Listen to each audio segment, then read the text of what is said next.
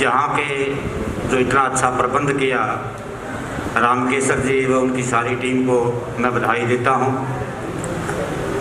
और ये विश्वास करता हूँ कि आगे भी ऐसे ऐसे आयोजन किए जाते रहेंगे।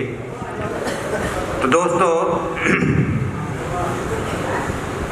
अरे कर सको तो अपनी वाणी में ऐसा हुनर पैदा करो, जो बदल दे रुख हवाओं के ऐसा असर पैदा करो। जीना चाहते हो मान सम्मान से, घर घर में अम्बेडकर पैदा करो, घर घर में अम्बेडकर पैदा करो।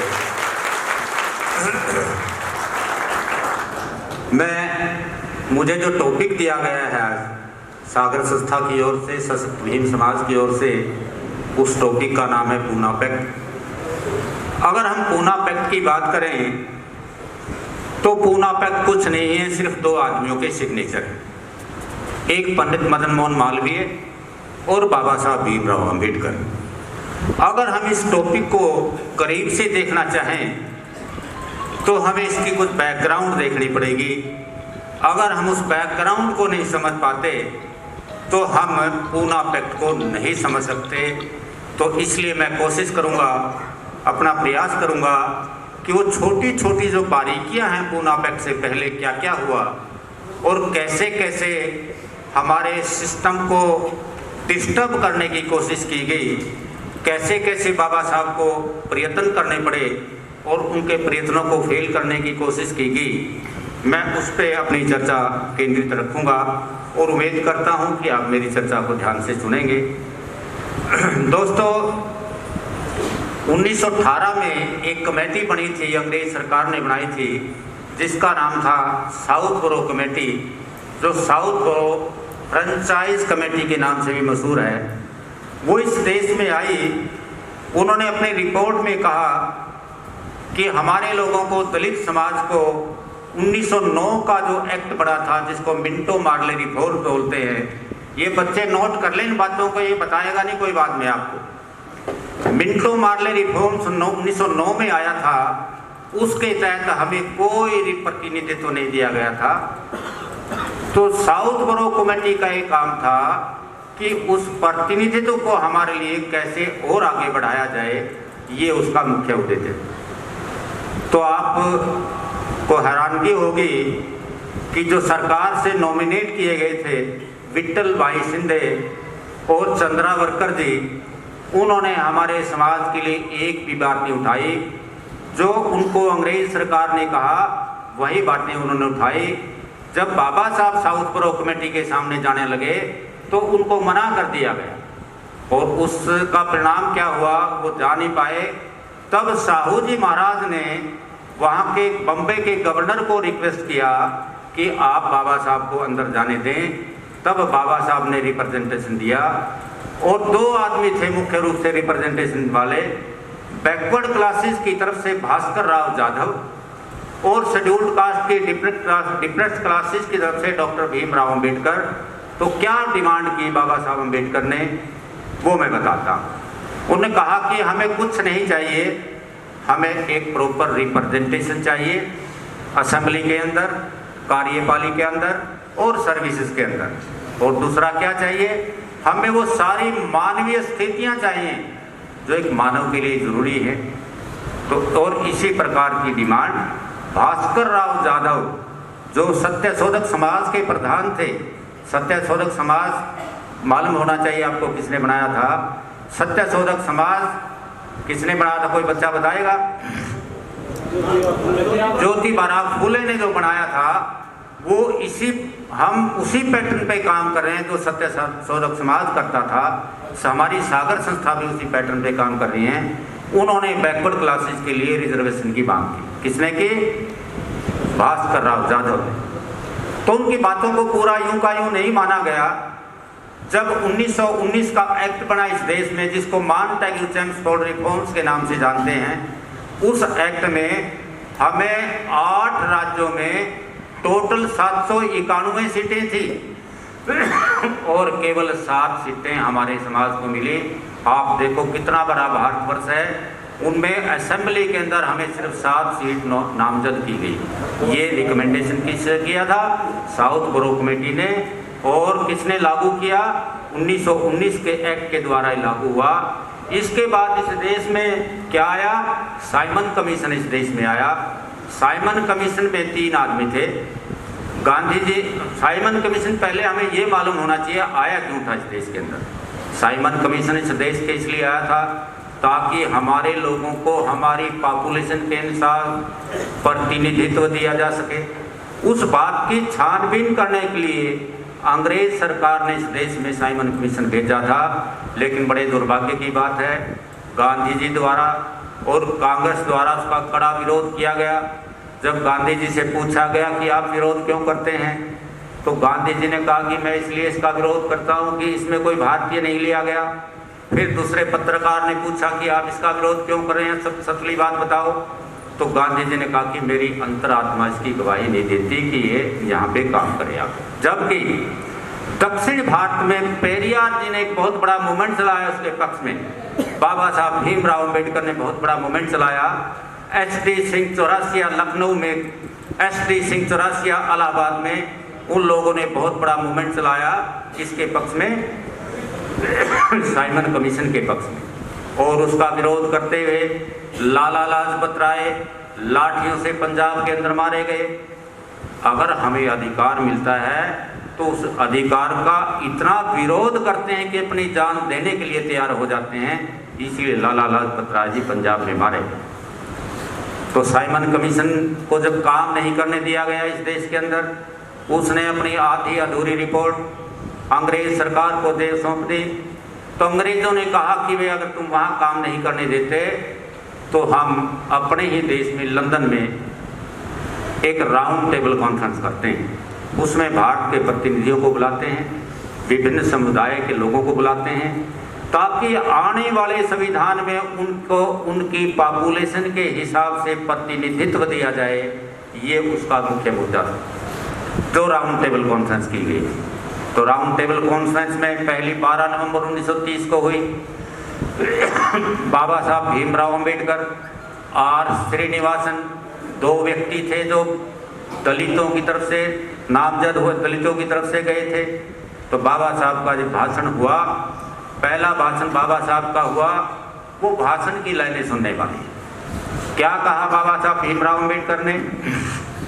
बाबा साहब ने कहा कि मैं उन दीनहीन लोगों की व्यथा सुनाने राजा जी आपके सामने आया हूँ जिनकी आबादी भारत की कुल आबादी का 5वां हिस्सा है, जिनकी आबादी इंग्लैंड, स्कॉटलैंड और आयरलैंड की आबादी से ज़्यादा है, जिनके साथ अमानवीय व्यवहार किया जाता है, जिनको सड़कों पे चलने नहीं दिया जाता, जिनको स्कूलों में जाने नहीं दिया जाता, जिनके साथ दुनिया का सबसे गंदा व्यवहार छुआछूत किया जाता है जो किसी धर्म में नहीं होता।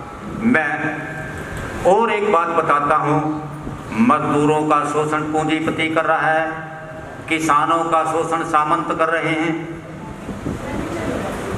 अगर आपने कि सरकार को आए हुए 150 साल बीत गए, क्या आपने हमारे छुआछूत के सिस्टम को ख़त्म किया? कोई कानून बनाया ताकि छुआछूत खत्म हो सके? क्या आपने जाति सिस्टम को ख़त्म करने के लिए कोई कानून बनाया? क्या आपने कोई कानून बनाया ताकि हम लश्कर और सेना में भर्ती हो सकें? क्या आपने मजदूरों के लिए कोई कानून बनाया? अगर आपने इस तरह का कोई कानून नहीं बनाया तो आपकी सरकार में, मनुवादी सरकार में कोई अंतर नहीं है। इसलिए मैं आपकी भर्त्सना करता हूँ। इंग्लैंड की धरती पर जाकर उस व्यक्ति ने इंग्लैंड के राजों की भर्त्सना की और ये बात दुनिया के अखबारों में छपी। पहली बार दलितों की जो बात चौपाड़ में भी कहीं नहीं होती थी, उस बात को दुनिया के अखबारों, जर्मनी, जापान, इंग्लैंड, टर्की, सारे देशों के अखबारों ने पहली बार। तो हमारी समस्या दूसरे देशों तक गई और दुनिया में उठने लगी। इसका श्रेय किसको जाता है? केवल बाबा साहब भीमराव अम्बेडकर को। तो बाबा साहब ने कहा, वहाँ के राजा, वहाँ के प्राइम मिनिस्टर थे रैमजे मैकडॉनल्ड, इंग्लैंड के प्रधानमंत्री थे जिनका नाम था रैमजे मैकडॉनल्ड। उन्होंने पूछा अम्बेडकर से कि अम्बेडकर जी आप ये बताइए कि आपकी समस्याओं का समाधान कैसे हो सकता है? तो बाबा साहब भीमराव अम्बेडकर ने कहा कि हमें आप 2 बार वोट देने का अधिकार दे दीजिए, हमारे लिए सेपरेट इलेक्टोरेट का प्रबंध कर दीजिए, हमें पूरा प्रतिनिधित्व हमारी जनसंख्या के अनुपात में प्रतिनिधित्व दे दीजिए और हमें वो सारे मानवीय अधिकार दे दीजिए जिससे हम अपनी पर्सनैलिटी का डेवलपमेंट पूरा कर सकें। तो अगर ये अधिकार आप हमें दे सकते हैं तो हमारा भी डेवलपमेंट हो जाए। तो जो ही इस बात का गांधी जी को पता चला, गांधी जी ने इसकी खिलाफत की। तो गांधी जी को पहली मीटिंग में बुलाया गया था लेकिन गांधी जी नहीं गए वहाँ पे। इसी बीच गांधी इरविन पैक्ट हुआ। इरविन कौन थे? यहाँ के वायसराय थे भारत के, और उसके बीच में 1931 में एक पैक्ट हुआ जिसके तहत कांग्रेस के जो बंदी लोग थे, जेलों में बंद थे, गांधी जी भी बंद थे, उनको जेल से रिहा कर दिया गया ताकि वो राउंड टेबल कॉन्फ्रेंस में भाग ले सके। जब वो राउंड टेबल कॉन्फ्रेंस में भाग लेने गए तो उन्होंने भाषण दिया अपना। उस भाषण में क्या 1931 में जो दूसरी राउंड टेबल कॉन्फ्रेंस कहते हैं, उसमें गांधी जी ने कहा कि मैं अकेला प्रतिनिधि हूँ भारत के दलितों का, जो दलितों की तरफ से बात कर सकता हूँ। डॉक्टर भीमराव अंबेडकर दलितों के सच्चे प्रतिनिधि नहीं। दूसरी बात क्या कही भीमराव गांधी जी ने कि अगर आरक्षण का अधिकार मुसलमान को मिले मुझे कोई दिक्कत नहीं, अगर आरक्षण का अधिकार यहूदियों को मिले कोई दिक्कत नहीं है, आरक्षण का अधिकार सिखों को मिले तब भी कोई दिक्कत नहीं है, अगर आरक्षण का अधिकार दलितों को मिलता है तो मैं जान की बाजी लगाकर उसका विरोध करूंगा। इसलिए हम गांधी जी का विरोध करते हैं। आपको कम लोग जानते होंगे, आधे लोग तो हमारे गांधी जी की पूजा ही करते रहते हैं। तो गांधी जी ने जब तीसरा काम क्या किया, पहला तो कहा कि अंबेडकर सच्चे प्रतिनिधि नहीं है दलितों के, दूसरा कहा इनको आरक्षण का अधिकार नहीं मिलना चाहिए, और तीसरा मुद्दा उन्होंने उठाया, वहाँ पे एक रिट्ज होटल है लंदन के अंदर, मिर्जा इस्माइल बेग इस भारतवर्ष के सबसे अमीर मुसलमान थे, उनका होटल था लंदन के अंदर मिर्जा इस्माइल बेग का। उसमें आगा खां की, मोहम्मद अली जिन्ना की, अली ब्रदर्स की, इनकी सब की एक मीटिंग बुलाई। क्या मीटिंग में क्या निर्णय लिया, और मीटिंग बुला करके गांधी जी ने से कुरान की शपथ खिलाई कि तुम लोगों ने अंबेडकर का साथ नहीं देना है।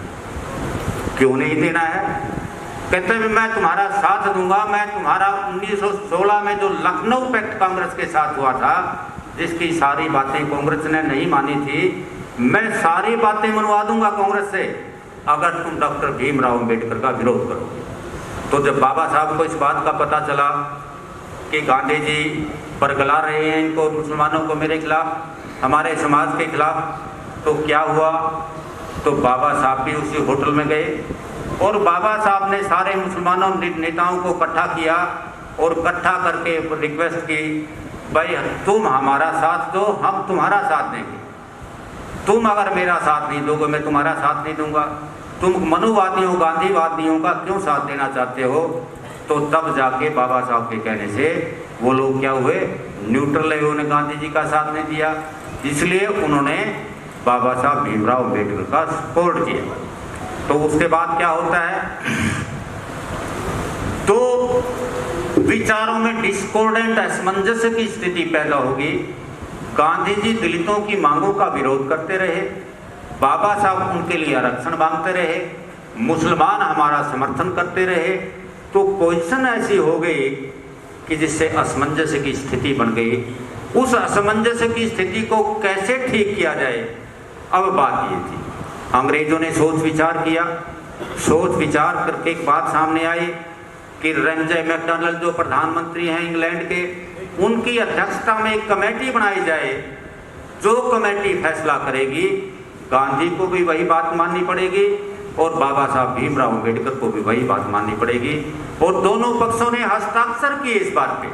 गांधी जी ने हस्ताक्षर किए कि जो रेमजे मैकडॉनल्ड कहेंगे मैं उस पर साइन करूंगा, डॉक्टर भीमराव अंबेडकर ने भी साइन किए। लेकिन क्या हुआ, 1932 में बीच में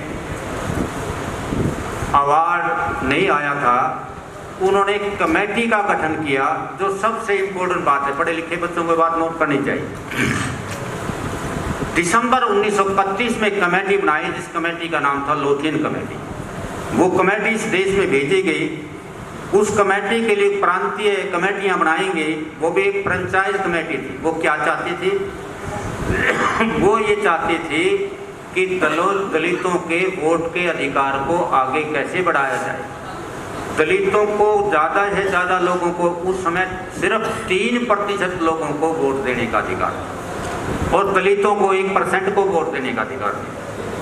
तो वो कमेटी ये चाहती थी दलितों को भी उनकी जनसंख्या के अनुपात में वोट देने का अधिकार मिले।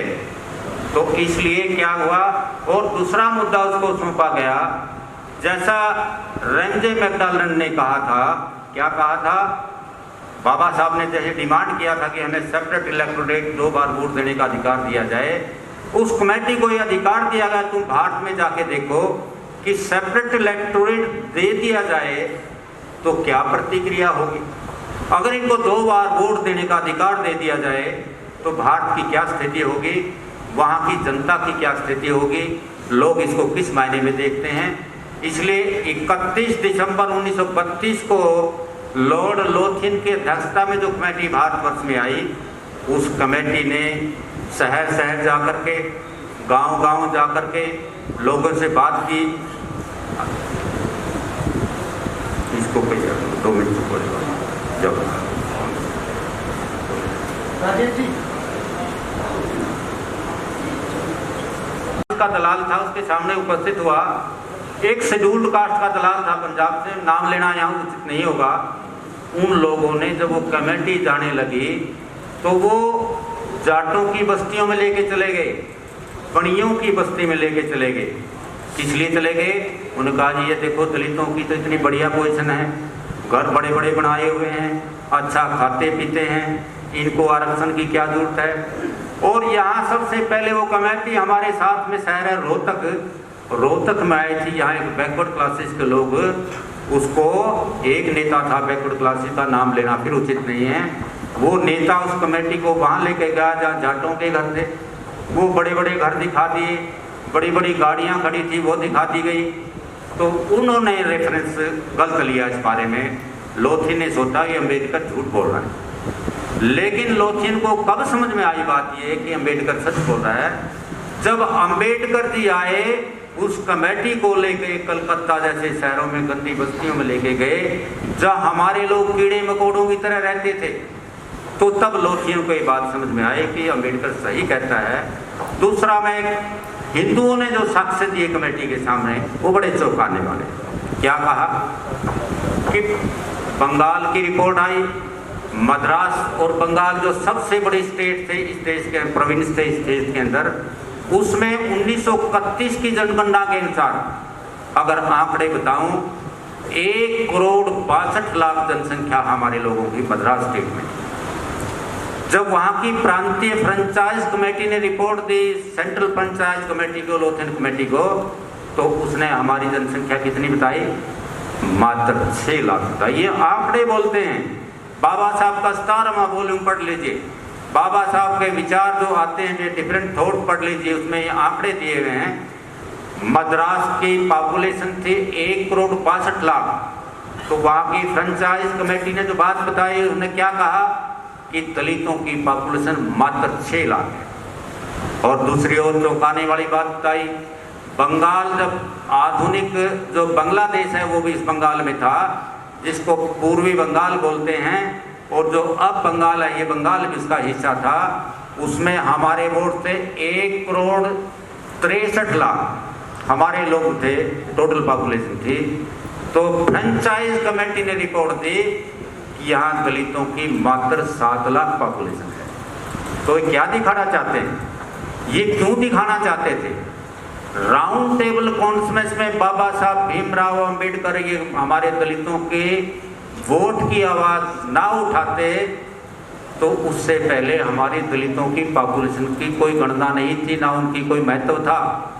वो महत्व इसलिए था कि जाति के जितने लोग हैं उनको जनसंख्या के अनुपात में प्रतिनिधित्व मिलना था। जनसंख्या के अनुपात में एमएलए एमपी बनने थे, इसलिए हिंदू उनको जो शख्स दे रहे थे वो या तो हमारी पॉपुलेशन को नगण्य दिखा रहे थे या बिल्कुल नहीं दिखा रहे। अब समझ में आया क्या भेद था? हमारी पॉपुलेशन को बिल्कुल दिखाना ही नहीं चाहते थे। तो 19 मई 1932 को उन्होंने सेपरेट इलेक्टोरेट और 2 बार वोट देने के अधिकार की अंग्रेज सरकार को सिफारिश की डॉक्टर लोथियन ने।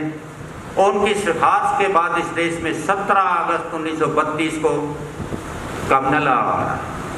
कम्युनल अवार्ड का मतलब ये कि हमें हमारी जनसंख्या के अनुपात में वोट देने का अधिकार होता, हमारी अपनी जनसंख्या के अनुपात में अपने प्रतिनिधि असेंबली और पार्लियामेंट में भेजने का अधिकार होता, और हमें 2 बार वोट देने का अधिकार होता, अडल्ट फ्रेंचाइज लागू होता, और हमें सारे मानवीय अधिकार मिल गए। तो वो रेमजे मैकडॉनल्ड ने अपना अवार्ड 17 अगस्त 1932 को दे दिया। इन द मीन टाइम अपना भाषण दे करके गांधी जी वापिस आए भारत में। उन दिनों पहले वो अवज्ञा आंदोलन चल रहा था, उसमें बंदी थे, लेकिन उन्होंने बाद में आकर अंग्रेज सरकार को धमकी दी कि मैं फिर से अवज्ञा आंदोलन चलाऊंगा, जो 1930 से जारी था। तो अंग्रेजों ने फिर उनको उठाया, जरवदा जेल में बंद कर दिया। जरवदा जेल में बंद होते सबसे पहला काम गांधी जी ने किया, लेकिन अवार्ड को लागू नहीं होने दूंगा, क्योंकि हमें अधिकार मिले थे। 20 सितंबर 1932 को गांधी जी ने आमरण अनशन शुरू किया। 3 दिन के अंदर उनकी हालत खराब हो गई। तो तीसरे दिन कस्तूरबा गांधी, गांधी जी की घरवाली और उनका बेटा देवदास गांधी, वो अंबेडकर जी को मिलने जाते हैं। उनसे प्रार्थना करते हैं कि मेरे घर वाले का बचा लो, जान बचा लो। देवदास गांधी कहता है मेरे पिताजी की जान बचा लो। तो डॉक्टर अंबेडकर ने मना कर दिया कि यहाँ हमारे करोड़ों बच्चे मर रहे हैं, हमारे लोग भूख से मरते हैं, छुआछूत से मरते हैं, जातिवाद से मरते हैं, मैं इस बारे में कोई समझौता नहीं करूंगा। तो उसके बाद गांव-गांव से चिट्ठियां लिखवाई गई अंबेडकर को लोगों के द्वारा, अगर गांधी जी परलोक सिधार गए तो गांव-गांव में तुम्हारे लोगों की हत्याएं की जाएंगी और एक भी आदमी को जीवित नहीं रहने दिया जाएगा। ये किसने लिखी? ये चिट्ठियां इन लोगों ने लिखवाई। और उसका परिणाम क्या हुआ? बाबा साहब को डर के मारे कभी मेरे लोगों को तंग किया जाए गांव में, तो उन्होंने पूना पैक्ट पे साइन किए।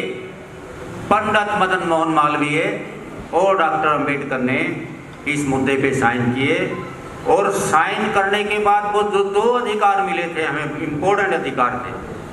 एक 2 बार वोट देने का अधिकार, दूसरा था सेपरेट इलेक्टोरेट का अधिकार। वो दोनों अधिकार खत्म कर दिए गए। वो दोनों अधिकार खत्म कर, लेकिन बाबा साहब इतने सियाणे व्यक्ति थे, उन्होंने पूना पैक्ट में एक धारा जोड़ी। उस धारा में क्या लिखा था? बहुत कम लोगों को पता होगा इस बात का। उस धारा में ये लिखा था कि अगर कोई पॉलिटिकल पार्टी किसी व्यक्ति को टिकट देती है तो हमारे समाज के व्यक्ति पहले 4 आदमी चुनाव करेंगे, और उन 4 आदमियों में से ही किसी भी पॉलिटिकल पार्टी को टिकट देना अनिवार्य होगा। कैसे आते 4 आदमी? जैसे पानीपत का हाल है, हम सोच समझ के सुनते भाई ये आदमी हमारे काम आएगा, ये हमारे अधिकारों के लिए बोलेगा, इसको वो टिकट मिलना चाहिए। हम इस तरीके से 4 आदमी चुनते हैं, और चाहे वो बीजेपी तो होती, चाहे वो कांग्रेस होती, चाहे कोई कम्युनिस्ट पार्टी होती, उन 4 में से ही वो टिकट देना पड़ता। और जब 1952 का इलेक्शन पहले इस देश में हुआ, उस 52 के इलेक्शन में सबसे पहले उस कलाज को खत्म कर दिया गया और बाबा साहब की आत्मा को बिल्कुल खत्म कर दिया गया। तो क्या हुआ? फिर हमारे लोगों को सिलेक्शन करने की जरूरत नहीं पड़ती। जितने एमएलए हैं हमारी बात नहीं उठाते, वो इसी बात का परिणाम है। अगर ये क्लास हमारे पूना पैक्ट में होती, अगर कांग्रेस पार्टी ने इस क्लास को खत्म ना किया होता 1952 में, तो परिणाम ये नहीं होता जो आज हमारे सामने। हमारी बहन बेटियों की इज्जत लूटती रहती है, हमारे एमएलए नहीं बोलते। अरे 1102 एमएलए सारे भारतवर्ष में के अंदर, कोई एमएलए विद्रोह नहीं करता। 131 मेंबर पार्लियामेंट में हैं और वो लोग नहीं बोलते। क्या वजह है? क्यों? वो तो ये कहते हैं कि हमें तुम्हारे वोट से थोड़ा एमएलए एमपी बनते हैं, ज़्यादा वोट तो जनरल वालों के हैं। दूसरा काम क्या किया इन्होंने? जो पूना पैक्ट हुआ उससे हमें 2 बार वोट देने के अधिकार से मंसूब कर दिया गया, दूर कर दिया गया। अगर हमें 2 बार वोट देने का अधिकार होता तो क्या होता? हाइपोथेसिस करके देखिए। मान लिया ये हम वोट देते, सेपरेट हल्का हमारा होता, हमें 2 बार वोट देने का अधिकार होता। सोचिए, पहली बार तो हम अपना कैंडिडेट चुन लेते। वो दलितों को वोट देना था, सिर्फ दलित ही वोट देते उसको, दलित ही एमएलए होता और दलित ही चुनने वाले होते, जनरल को वोट देने का अधिकार नहीं था। तो क्या होता? जब जनरल का आदमी हमारे पास वोट लेने के लिए आता, हम कहते कि तुमने हमें अछूत बनाया, तुम लोगों ने हमें जंगलों में रहने के लिए मजबूर किया, तुम लोग हमें मंदिरों में नहीं जाने देते, तुम लोग हमारी बहन बेटियों की बेइज्जती करते हो, जाओ इनको ख़त्म कर को और उसके बाद सोचेंगे तुम्हें वोट देना कि नहीं। तो क्या होता? ये सारी एट्रोसिटीज खत्म हो गई होती, ये सारा समाजवाद का सिद्धांत लागू हो गया होता, नौकरियों में आरक्षण पूरा हो गया होता। ये क्यों नहीं हो रहा? क्योंकि हमारा दबाव नहीं है। हमारे एमएलए क्या करते हैं? टिकट ले। तो दोस्तों, सेपरेट इलेक्टोरेट खत्म किया, 2 बार वोट देने का सिस्टम खत्म किया। तो इससे क्या हुआ? अभी आपने देखा होगा, एक कृष्णा अय्यर नाम के जज थे सुप्रीम कोर्ट में, उन्होंने अपनी एक जजमेंट दी थी। उस जजमेंट में क्या कहा कि अमेरिका ने अपनी गुलामी को ख़त्म किया, यूरोप ने अपनी गुलामी को ख़त्म किया, अफ्रीका ने अपनी गुलामी को ख़त्म किया, भारत ने भी अपनी गुलामी को ख़त्म किया। भारत ने कौन सी गुलामी को ख़त्म किया? भारत में छुआछूत का शब्द हटा दिया गया। अरे छुआछूत को नहीं हटाया, इसलिए सच्चाई ये है कि आज तक छुआछूत जारी है। मैं नहीं कह रहा, सुप्रीम कोर्ट का जस्टिस कृष्णा अय्यर जो सबसे इंटेलेक्चुअल जज रहा है इस दुनिया का, इस भारतवर्ष का, वो ये बात कहता है कि भारत ने छुआछूत नाम का शब्द हटाया है, लेकिन वास्तव में छुआछूत को नहीं हटाया। अगर 2 बार वोट देने का अधिकार होता तो क्या होता? अब जो बात चल रही है, क्या चल रही है कि इस देश के संविधान को बदल दिया जाए, क्योंकि ये पुराना हो चुका है। इस देश के संविधान में 105 संशोधन हो चुके हैं। ये देश के प्राइम मिनिस्टर के आर्थिक सलाहकार समिति के अध्यक्ष हैं देवराय जी, और वो आदमी एक लेख लिखता है 15 अगस्त को, इस देश का संविधान कॉलोनियल लीगेसी है, अंग्रेजों का बनाया हुआ है, इस देश के संविधान को बदल देना चाहिए। और हमारे एमएलए एमपी ने, किसी ने कोई आवाज़ नहीं उठाई, किसी ने कोई अखबार में नहीं दिया। शिक्षा को प्राइवेटाइज किया जा रहा है, सारे सरकारी स्कूल बंद किए जा रहे हैं, प्राइवेट स्कूलों में हमारे बच्चे महंगाई की वजह से शिक्षा नहीं ले सकते हैं, तो उसके बारे में क्या किया जा रहा है? उसके बारे में हमारा एमपी एमएलए बिल्कुल बात नहीं करना चाहता। और बाबा रामदेव नाम का एक व्यक्ति है जो उल्टा सीधा होता है उस टीवी पे, वो कहता है कि मैं इस देश में 7.5 लाख आचार्य कुल खोलना चाहता हूँ। 7.5 लाख आचार्य कुल में क्या पढ़ाया जाएगा? 7.5 लाख आचार्य कुल में वो पढ़ाएगा, मनुस्मृति पढ़ाएगा, गीता पढ़ाएगा, रामायण पढ़ाएगा, महाभारत पढ़ाएगा, अर्णव पढ़ाएगा। उनमें क्या लिखा है? एक श्लोक कह के मैं अपनी बात को खत्म करूंगा। वो कहता है कि सकले नापी ही सुदृढ़ ने कार्य धन संचय, शूद्रो ही धनवासाद ब्राह्मण देव बाधते। शूद्रों को सक्षम होके भी कभी शिक्षा नहीं लेनी चाहिए। अगर वो शिक्षा लेता है तो क्या होगा? ब्राह्मण देव बाधते, ब्राह्मण को बड़ी पीड़ा होती है। अरे शिक्षा मैं ले रहा हूँ, मेरे बच्चे के कपड़े मैंने बनाने हैं, किताबें मैंने लानी, तेरे को पीड़ा क्यों होती है? तो ये क्या मानसिकता दिखाता। और रामदेव को बहुत सारी सरकारों ने ज़मीनें अलॉट कर दी हैं आचार्य कुलम खोलने के लिए, लेकिन क्या हमारे किसी एमएलए एमपी ने विरोध किया? किसी एमएलए एमपी ने विरोध नहीं किया। आपको पता है कि एक BHU एक यूनिवर्सिटी है बिहार, इसके बनारस हिंदू यूनिवर्सिटी, उसमें एक शांतिनाथ सालवी नाम का चमार था। उस चमार ने प्रोफेसर ज्वाइन किया वहाँ पे, वो PhD था संस्कृत के अंदर। इन बजरंग दल वालों ने हड़ताल की कि हम चमार से नहीं पढ़ना चाहते, चाहे हमारा आदमी PhD कर जाए। अंत में शांतिलाल सालवी को उस स्कूल से, उस यूनिवर्सिटी से निकालना पड़ा और बच्चों ने पढ़ना मना कर दिया। तो क्या जातिवाद खत्म हुआ है? जातिवाद। आपको एक और बात बताऊं, एल्गार परिषद हुई थी पीछे, भीमा कोरेगांव से पहले एल्गार परिषद हुई थी। उसमें बाबा साहब की पोती का घरवाला, जिसका नाम था आनंद तैल तुंगड़े, जो बहुत बड़ा इंटेलेक्चुअल आदमी है, जो कानपुर गोवा IIM में प्रोफेसर रहा है, जिसने सैकड़ों किताबें लिखी हैं, उस आदमी को इसलिए बंद कर दिया गया कि उसने पूना की एल्गार परिषद में भाग लिया था और वो आदमी 2 साल जेल में रहा। अरे बाबा साहब अम्बेडकर की पोती का घरवाला 2 साल जेल में पड़ा है और दलालों ने, किसी दलाल ने आवाज़ नहीं उठाई।